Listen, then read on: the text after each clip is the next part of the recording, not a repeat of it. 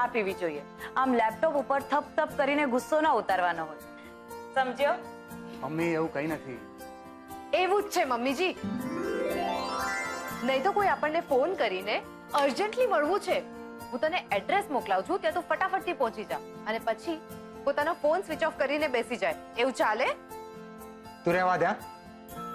Mummy સામે છે એટલે દોડડાઈ બનવાની પ્રયત્ન ના કર. બાકી અર્જન્ટ છે એ સાંભળીને માણસ આમ દોડતું આવે પોતાની ફુરસતે 2 કલાકે નહીં. બસ બસ શાંતિ રાખો. લગ્ન પછી બોલવા માટે કઈ રાખવાનું છે કે નહીં? કે પછી આજે જ બધું પતાવી દેવું છે?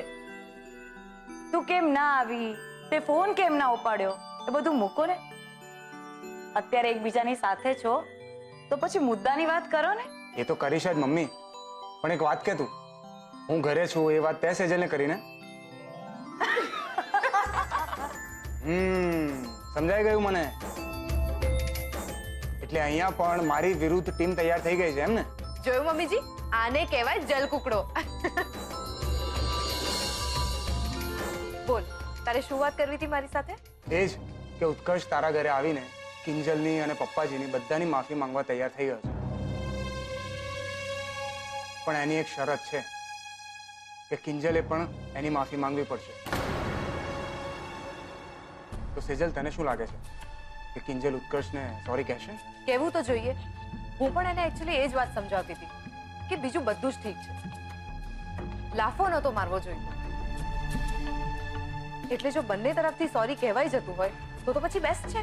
હાસ તો એકવાર મિચ્છામી દુક્કડમ થઈ જાય એટલે પાછું બધું પહેલાની જેવું થઈ જશે. મિચ્છામી દુક્કડમ એટલે શું મમ્મીજી? આપણી વાણી કે વર્તનથી કોઈને પણ મન દુઃખ થયું હોય ને તો હાથ જોડીને એની માફી માંગે, એને કહેવાય મિચ્છામી દુક્કડમ. ને એકવાર તું આ ઘરમાં આવી જઈશ ને એટલે તને બધું સમજાઈ જશે. ને હવે તો આપણે એક ટીમ થઈ ગયા છીએ ને. તું ડાયરેક્ટ ઓફિસ થી આવી હશે ને? હું તારા માટે નાસ્તો લઈ આવું. ના ના મમ્મીજી, મારી જયા પાર્વતીનું વ્રત છે. અરે હા, તારી મમ્મીનો ફોન આવેલો પણ હું આવી ન શકી. સોરી બેટા. અરે કઈ વાંધો નહીં મમ્મીજી. હા, પણ ઉપવાસમાં સૂકો મેવો તો ખવાય નહીં. હું તારી માટે થોડો સૂકો મેવો લઈ આવું. ત્યાં સુધી તમારે બંનેને જો અડધી અડધી ચા પીવી હોય તો મને વાંધો નથી.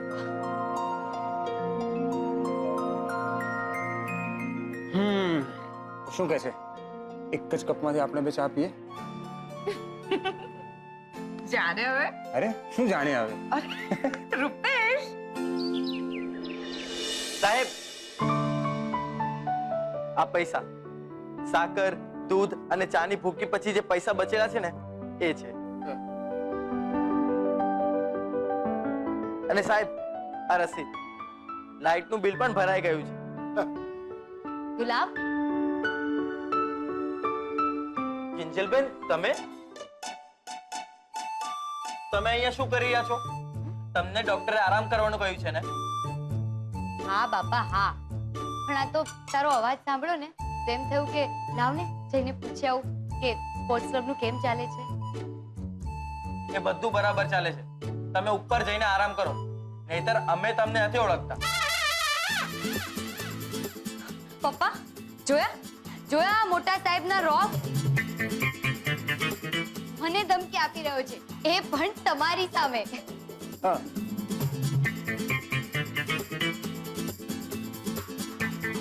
એ ગલબા કા એનો ધમકાવસ મારી છોડીને? આ મારી હામું જોઈને વાત કર, તને પૂછું છું. તે પછી દઉં એક ઊંધા હાથની કાન નીચે.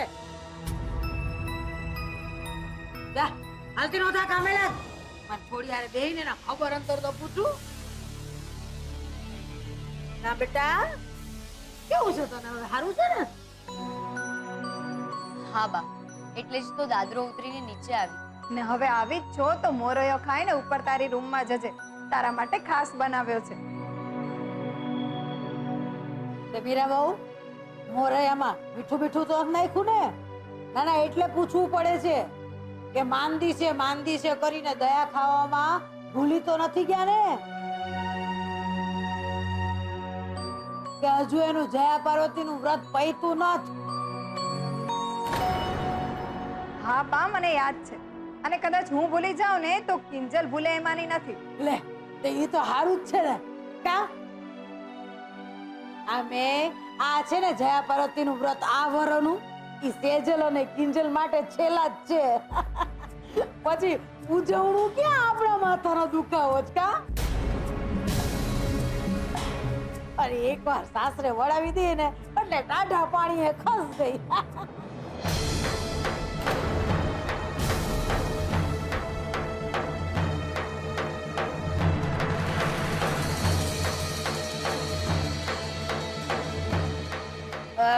એ કલ્પા, આમ તું માથે ઊભો છું હે? જાને કામ કર ને. હાલતી નો થા. ગીધડાની જેમ માથે જ ભયમાં કરસ.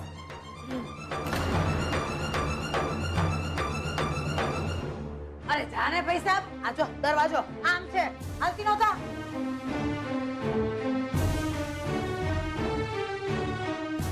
ઓહો, ભારે બરો છે બાપા, આને તો ભારે બરો. આ મીરા બહુ આવો બેહો. મારે તમારી હારે બહુ મહત્વની વાત કરવાની. જાઓ મીરા બહુ, આજે હું જે છોકરીની હગાઈમાં ગઈ હતી ને, ઓલી મૃદુલાની દીકરી, એનું હારું મુંબઈમાં છે.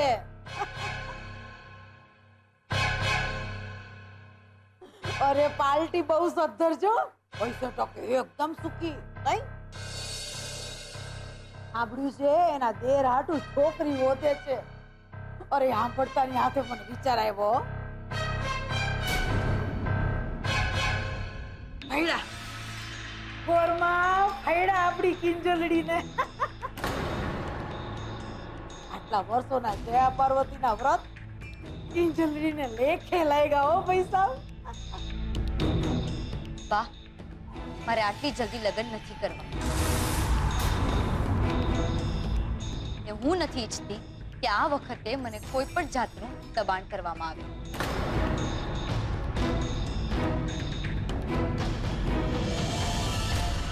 અરે અરે આમાં દબાણની ક્યાં વાત આવી? અરે આજની તો કાલ પરણવાનું તો છે જ ને છોડીને. મીરા વહુ, સમજાવો આને. ફોલાવી પટાવીને એના ભેજામાં ઉતારો. કે લક્ષ્મી ચાંદો કરવા આવે ને ત્યારે ડાચું ધોવા ન જવાય. આમાં હું શું સમજાવું બા? આમ પણ સુશાંત વખતની ઉતાવળનું પરિણામ તો બિચારી ભોગવી જ રહી છે ને. તો દૂધના દાદેલા છાશ ફૂકી ફૂકીને પીવે, એમાં ખોટું શું છે? લે બોલો, તમે તો હાવ ફોતરા જેવી વાત પકડીને હાવ પાણીના તળિયે બેહી ગયા મીરા બહુ. અરે ચોખામાં એક કાંકરો આવે તો એમ થોડું કહેવાય છે કે ચોખાનો આખો ફાલ કાંકરિયાળો છે? લે બોલો, આય વઈ ગઈ. મોહન, તને શું લાગે છે? મારો મત કિંજલથી જુદો નથી. અરે પણ આવા હારા માંગા વારે વારે ભાગ્યમાં નથી હોતા. બા, ત્યારે સાંભળ્યું કે માણસનું ભાગ્ય ચોરાઈ ગયું નહીં ને? આ વાત મૂકી દો.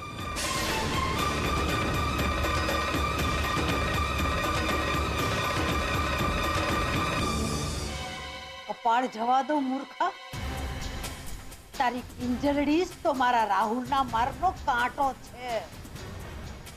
એને ઠેકાણે પાડ્યા વગર હું જપવાની નથી અને અહીંથી જવાની નથી. પછી તો અક્ષય સરનું મોઢું આમ ખુલ્લું ને ખુલ્લું રહી ગયું. પૂછ કેમ? કારણ કે બીજલ ભટ્ટે સ્વાતિ શાને હરાવી નાખી. તાલિયા. કિંજલ, બા ઉપર આવી જાય એના પહેલા મારે તારી સાથે એક ઇમ્પોર્ટન્ટ વાત કરવી છે. સેજલ દીદી મારે પણ તમને એક બહુ ઇમ્પોર્ટન્ટ વાત કરવી છે. બીજલ, મારી વાત વધારે ઇમ્પોર્ટન્ટ છે. અરે જો સાંભળ કિંજલ, ઉત્કર્ષ તને સોરી કહેવા માટે તૈયાર છે, પણ એની એક શરત છે. તારે પણ એને સોરી કહેવું પડશે. અરે વાહ, કિંજલ શું કરવાને સોરી કે ભાઈ? બીજલ, હું કિંજલ સાથે વાત કરી રહી છું ને. બોલ કિંજલ, હું રૂપેશને ફોન કરું અને એને કહું કે ઉત્કર્ષને લઈને આવી શકે છે? ના, જરાય નહીં. બરાબર ને Kinjal? Will you shut up Bijal?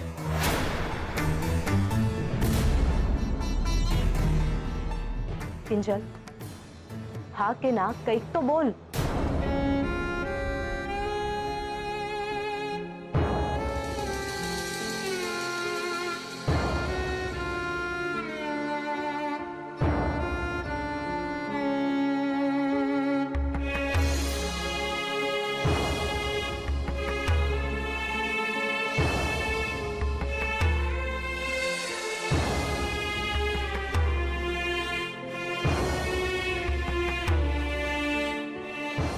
સારું, હું રૂપેશને ફોન કરી દઉં છું અને એને કહું છું કે એ ઉત્કર્ષને લઈને આવી શકે છે.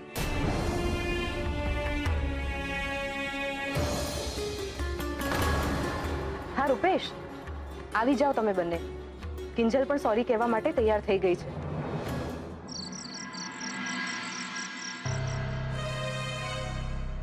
મમ્મી, અમે જઈને આવીએ છીએ. સેજલ સાથે વાત થઈ ગઈ છે. હા હા, સાચવીને જજો. હા, ઓકે. તમારા ઈશારાઓ મને સમજાય છે. બંને જણા કિંજલને સોરી કહેવા જાઓ છો ને? ચાલ ઉત્કર્ષ, આપણને મોડું થાય છે. ઓ શાંતિદૂત, અહીંયા આવો, અહીંયા આવો, અહીંયા આવો બંને જણા.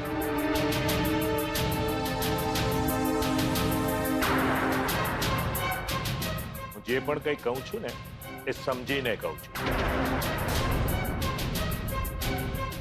અને ઉત્કર્ષ, મેં તને સમજાવ્યો હતો ને, છતાં પ્રેમનું ભૂત તારા માથા પરથી ઉતર્યું નથી. અરે ભીખ માંગવા જવાની જરૂર શું છે? Be a man. Behave like a man. પપ્પા પ્લીઝ, જ્યારે બંને વચ્ચે શાંતિથી સંધિ થઈ રહી છે તો તમારો આ ઉત્કર્ષની ચડામણીનો કાર્યક્રમ હમણાં માટે મોકૂફ રાખશો? એમ?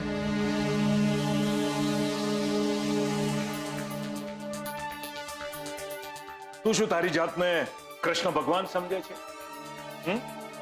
સંધિ કરાવવા નીકળ્યો છે. અને ખબર છે, કૃષ્ણ ભગવાને લાખ પ્રયાસ કર્યા હતા, છતાં પણ મહાભારતનું યુદ્ધ તો થઈને જ રહ્યું હતું.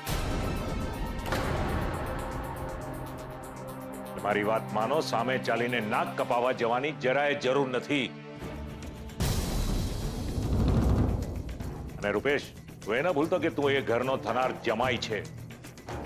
જરાક પણ ગડબડ થઈ ને તો તારી અને સેજલની સગાઈમાં ડખો પડશે. ના ના, એવું નહીં બોલો. એવું કાંઈ નહીં થાય. હું આવું છું તમારી સાથે.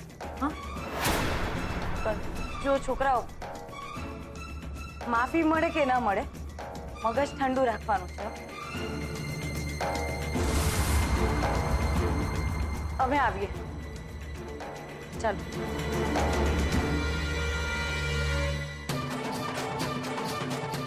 હા, જાઓ જાઓ, ધર્મ યુદ્ધે ચડ્યા છો ને બધા.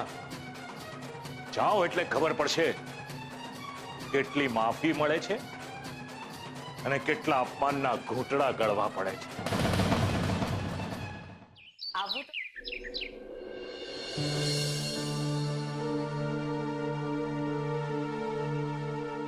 લો, આ દવાનો છેલ્લો ડોઝ છે, પછી આ દવા નથી લેવાની.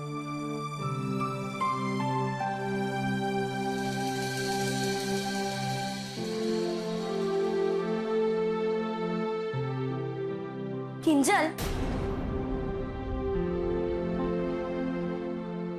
આ શું કરે છે તું? આટલા તાવમાં પણ તું અહીંયા નીચે સૂઈશ? કા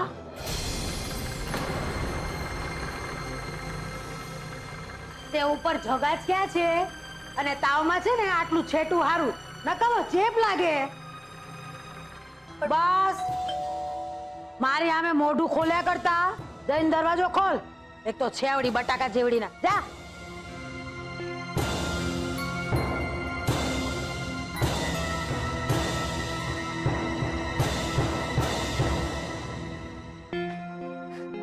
મમ્મી પદ્મા આંટી આવ્યા છે.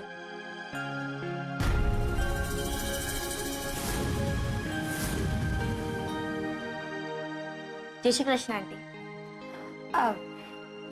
આવો આવો પદ્માબેન.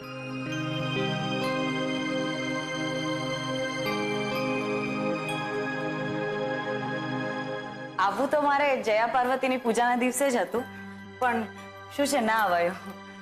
સેજલ બેટા, આ તમારા ત્રણેય બહેનો માટે મીઠાઈ લાવી છું.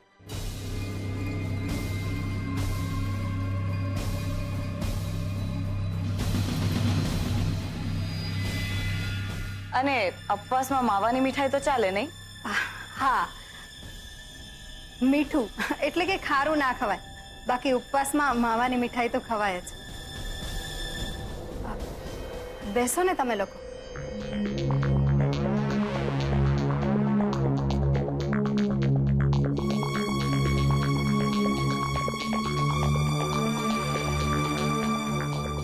માસુભાઈ નથી આવ્યા? લે તે કયા મોઢે આણા ભેળા આવે?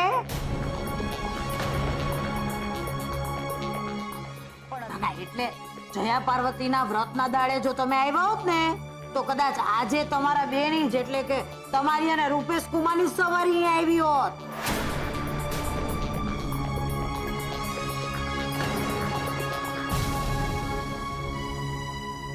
બરાબર છે બા, પણ ઉત્કર્ષે તો માત્ર કાગળ લખ્યો તો, એને જાહેર કરવામાં તમારો જ હાથ હતો.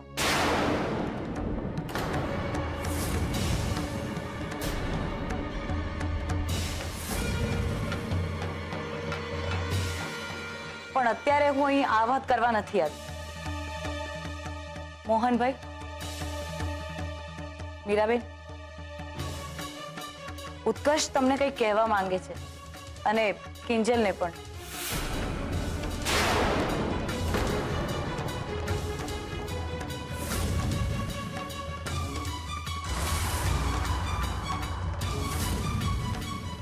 જો તમને બધાને કોઈ વાંધો ના હોય તો.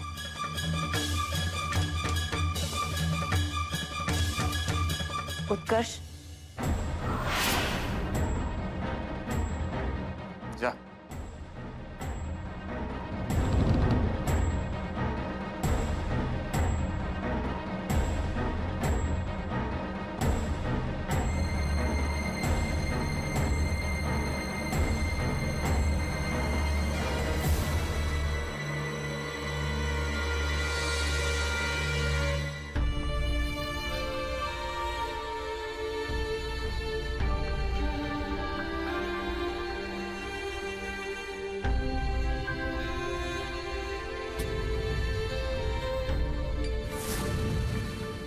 Mohan uncle, I am sorry. જે કંઈ પણ થયું એને બાદ હું હાથ જોડીને તમારી માફી માંગુ છું. પ્લીઝ અંકલ, મને માફ કરી દો. માફી માફી આપનાર હું કોણ ભાઈ?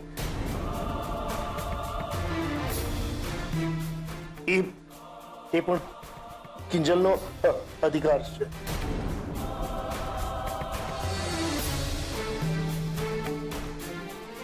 એ તને માફ કરવા માંગતી હોય તો મને વાંધો નથી.